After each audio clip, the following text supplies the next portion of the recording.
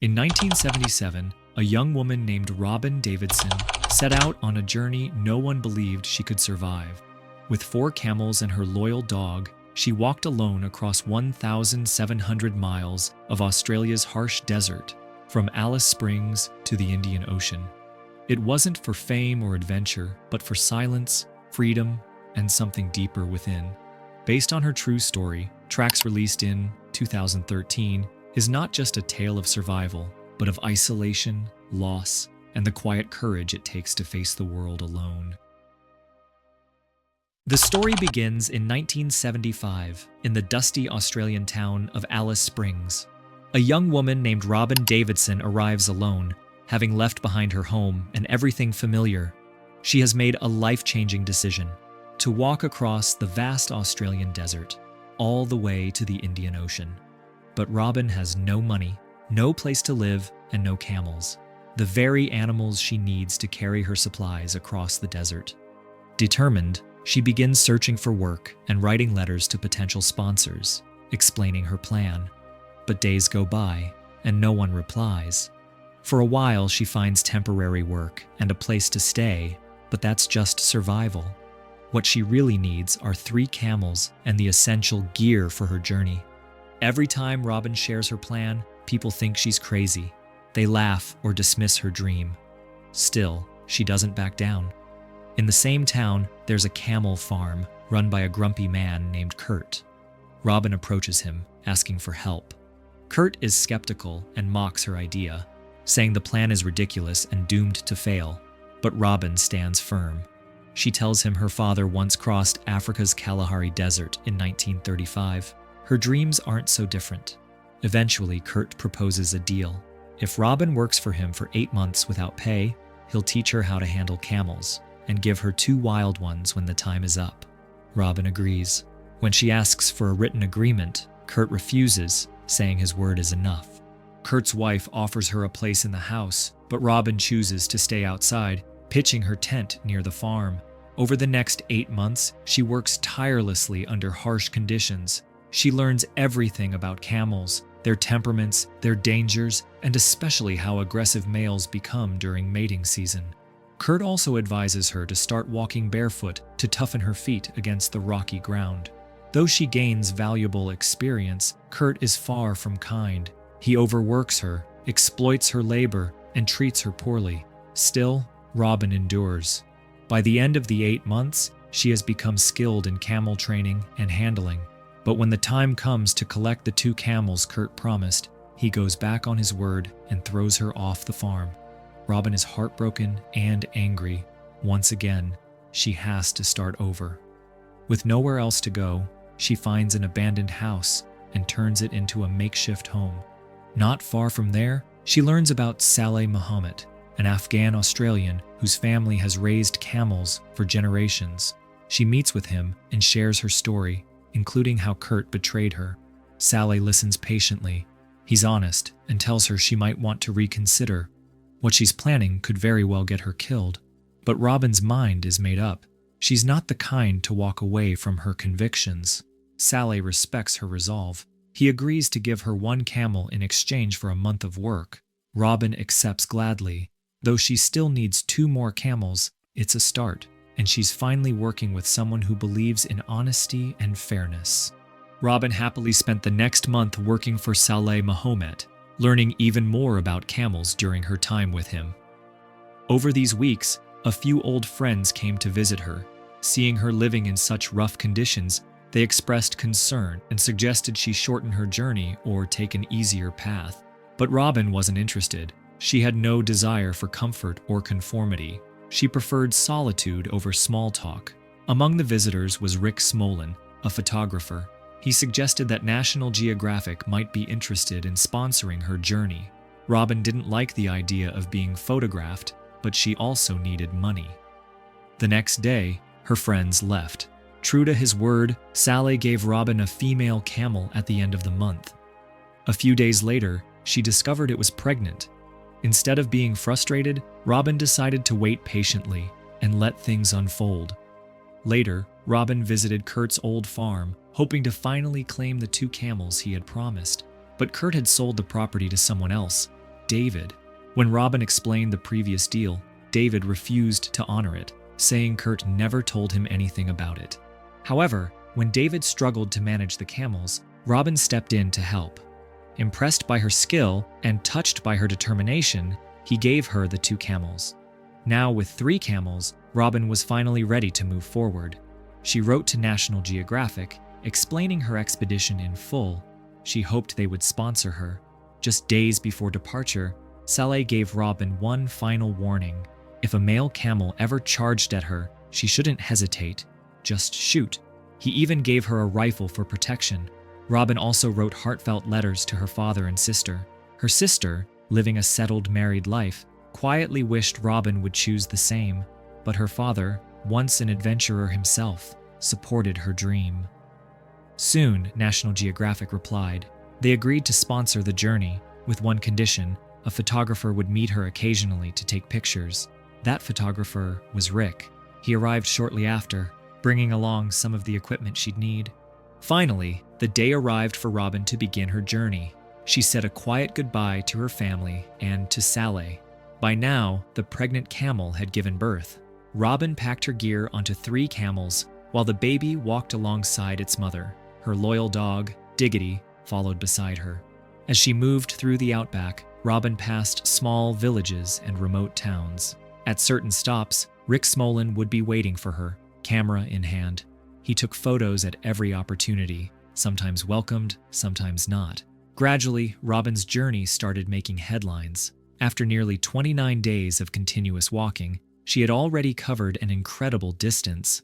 The public was becoming fascinated by the Camel Lady.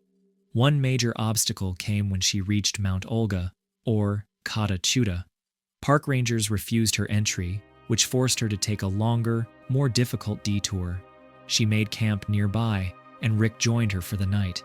He took more photos the next morning, then Robin continued alone. While Rick's support was helpful, his constant photographing began to wear on Robin. She never liked being in the spotlight. During a violent sandstorm, instead of helping her, Rick started taking pictures. Furious and hurt, she lashed out at him.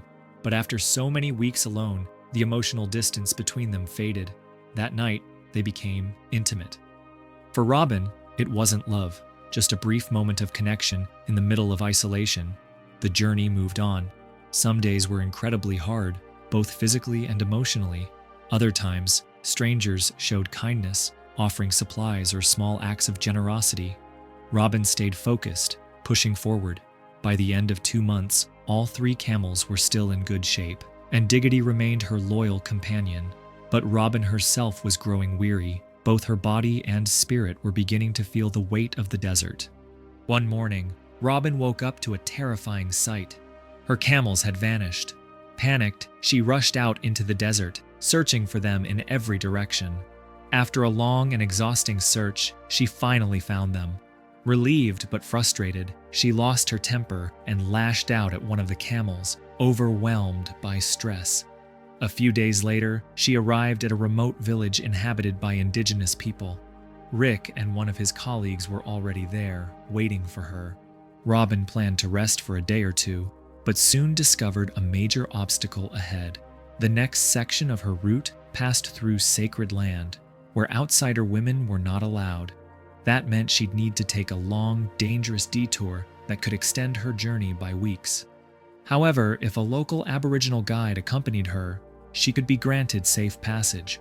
The villagers initially agreed to send someone with her, but Rick, driven by his desire to capture rare moments, secretly took photographs of a sacred ceremony. Deeply offended, the community withdrew their support. Robin was left with no choice but to take the longer route. This new path was incredibly risky, with no clear trails and almost no water. It was the kind of place where getting lost or dying was a real possibility. Still, Robin refused to give up. She pushed forward. One afternoon, while resting, she spotted 3 aggressive male camels charging toward her. She immediately remembered Saleh's warning, not to hesitate. With a heavy heart, she raised her rifle and shot 2 of them. Though it saved her life, she was devastated by the act. The route she had chosen felt like a maze. There were no clear landmarks, and she often didn't know where she was. Days passed with no sign of water. Then finally, Exhausted and dehydrated, Robin reached a riverbank. She bathed, gave her camels water, and allowed herself a moment to breathe. While there, she encountered a small group of travelers, 3 indigenous men and 1 Australian named David. After Robin explained her journey, they were stunned. David warned her that the area ahead was full of hidden gorges and cliffs, and she could easily lose her way. Robin explained that she had no choice. She couldn't take the sacred route without offending the local culture. Understanding her situation, David decided to help. He introduced her to Mr. Eddie, a kind and knowledgeable Aboriginal elder who spoke English and knew the land well. Mr. Eddie agreed to guide Robin through the next stretch of her journey, offering her both protection and wisdom as they moved deeper into the desert. Mr. Eddie, though he mostly spoke in his native language, was an invaluable guide. He knew the land well, and with him by her side, Robin no longer feared getting lost in the unfamiliar terrain. For several days, Eddie traveled with her. Along the way, Robin met a man named Glendale, a well-known traveler. She stayed with him for a night, sharing stories about her journey. Robin asked him for a small favor, to send a letter to National Geographic on her behalf. She needed more supplies. While this was supposed to be the end of Eddie's part in the journey, Robin pleaded for him to continue. Eddie pointed at his worn-out shoes and explained they weren't suitable for such a long trek. Glendale offered his own pair, and with that, the journey continued. As they walked, some curious tourists spotted Robin and tried to take photos. She hated the attention and refused to stop, moving ahead quickly. By now, people had begun calling her the Camel Lady, a title that followed her wherever she went. One day, Eddie returned with a freshly hunted kangaroo. Robin was about to prepare it when Eddie gently stopped her, explaining that according to local tradition, women were not allowed to butcher animals. Robin respected his culture and stepped back. After nearly 20 more days, Robin and Eddie reached another village, where Rick was waiting, but this would be the end of Eddie's time with her. He could go no further. What lay ahead was one of the harshest stretches of desert, where there would be no water at all. Robin was undeterred. Rick, realizing how dangerous it would be, promised to set up water drops for her along the path, though it wouldn't be easy. Robin soon entered the driest part of her journey. This was her most mentally and physically exhausting phase. The intense heat blurred her senses. She began hallucinating, and at one point, she even lost her compass. After a frantic search, she recovered it, but her grip on reality had started to weaken. In that vulnerable state, she stumbled upon a small house. At first, she thought it might be another mirage, but it wasn't. An elderly woman opened the door and welcomed her inside. The family gave her food, helped her bathe, and offered comfort. They were stunned to learn that Robin had come so far, alone and on foot. After spending a few days recovering there, Robin quietly prepared to continue her journey once more. One day, tragedy struck when Robin's beloved dog Diggity drank from a poisoned water source and died of thirst-induced poisoning. The loss devastated her. Diggity had been more than just a companion. He was her emotional anchor through loneliness, exhaustion, and fear. Losing him broke her. It reopened old wounds too. She had lost another dog as a child, and that pain came rushing back with unbearable force. Robin was left shattered, barely holding herself together. Despite the grief, she continued onward. She was now close to her destination. She paused in a small village to recover, but by this time, her incredible journey had captured public attention. Journalists and photographers began arriving, hoping to witness and document the end of her historic trek. But Robin, consumed by sorrow and emotionally drained, wanted no part of the attention. She didn't want to be celebrated. She just wanted to finish in peace. Rick Smolin, the photographer who had accompanied her at different points in the journey, came to see her. This time, he offered quiet support without intruding. They agreed to meet again, not in front of crowds or cameras, but at the Indian Ocean, where her journey would truly end. Robin stayed in the village a few more days, allowing herself to rest and process everything. Then, at last, she completed the final leg of her journey. When she reached the Indian Ocean, Rick was waiting for her. Many people wanted to see her arrival, to photograph and celebrate her. But Robin had chosen a private beach, known only to Rick, one final act of defiance against the world's gaze. She walked into the water, silent and steady, with the waves at her feet and the desert behind her. Her 9-month journey across 2,700 kilometers of unforgiving wilderness was finally over. The film ends with this quietly powerful moment: a woman who sought solitude, pushed herself beyond every limit, and came out changed, standing alone at the edge of the world she dared to cross.